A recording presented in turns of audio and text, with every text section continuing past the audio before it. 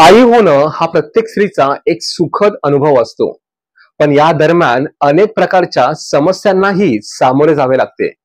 विशेषतः ज्या महिलांची सिझेरियन डिलिव्हरी झाली आहे, त्यांना भीती वाटते की त्यांचे वजन वाढू नये. कोणत्याही स्त्रीला कधीच आपली डिलिव्हरी सी सेक्शनने व्हावी असं वाटत नसतं, कारण त्याचे अनेक तोटे आहेत. पण सध्या सी सेक्शनचे प्रमाण वाढले आहे.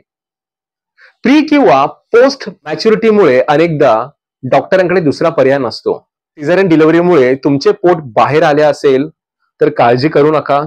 आज आम्ही तुम्हाला अशाच काही टिप्स सांगणार आहोत, ज्याद्वारे तुम्ही तुमचे पोट काही दिवसात कमी करू शकता.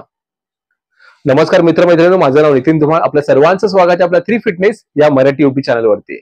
मित्रमैत्रिणींनो, जर तुम्ही आपल्या मराठी चॅनल पहिल्यांदा व्हिजिट केलं असेल तर प्लीज आपल्या चॅनलला सबस्क्राईब करा आणि ऑल बेल नोटिफिकेशनच्या बटनाला जरूर प्रेस करा, जेणेकरून तुम्हाला आमच्या नवीन व्हिडिओची नोटिफिकेशन सर्वात आधी तुमच्यापर्यंत पोहोचेल. तर चला तर मित्रमैत्रिणींनो, आपण आजच्या व्हिडिओला सुरुवात करूया. सिझेरियन डिलिव्हरी नंतर पोट कसे कमी करावे. सिझेरियन डिलिव्हरी नंतर जर तुम्हाला पोट आत घालायचे असेल तर त्यासाठी काही महत्त्वाच्या टिप्स फॉलो कराव्या लागतील. जाणून घेऊया ह्या टिप्स. पहिलं, प्रसूतीनंतर मालिश करा. जर तुम्हाला तुमचे पोट कमी करायचे असेल तर सुरक्षित डिलिव्हरी नंतर तुमची रोज मसाज होईल याची खात्री करा. मसाज केल्याने पोटाची चरबी कमी होते. खरं तर मसाज केल्याने लिम्फ नोडस मधील द्रव पदार्थाचे प्रमाण कमी होते. यामुळे तुमच्या पोटाची आणि कमरेची चरबी कमी होईल. पण लक्षात ठेवा की सुरुवातीचे काही दिवस मालिश करणे टाळा. सुमारे 4 आठवड्यानंतर पोटाभोवती देखील मालिश करा. त्यानंतर आहे निरोगी आहार. डिलिव्हरी नंतर आईंना स्तनपान करावे लागते. अशा स्थितीत त्यांना अधिक ऊर्जेची गरज असते.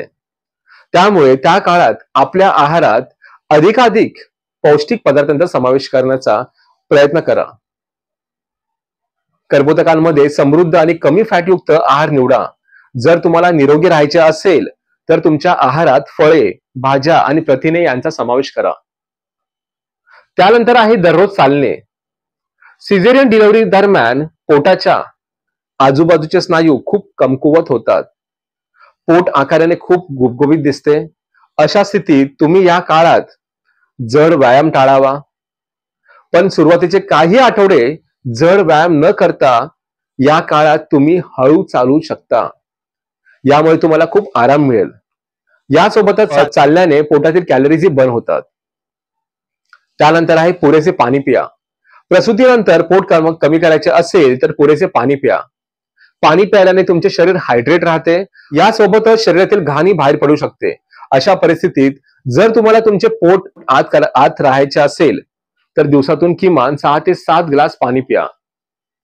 तर आजचा व्हिडिओ तुम्हाला कसा वाटला आम्हाला कमेंट सेक्शन मध्ये नक्की सांगा. आणि अशाच प्रकारच्या व्हिडिओच्या माहितीसाठी आपल्या 3 फिटनेस या युट्यूब चॅनलला सबस्क्राईब करायला विसरू नका. तर पुन्हा भेटू आपण एका नवीन विषयावरती. आजच्यापुरती एवढंच. जय महाराष्ट्र, फिट महाराष्ट्र. धन्यवाद.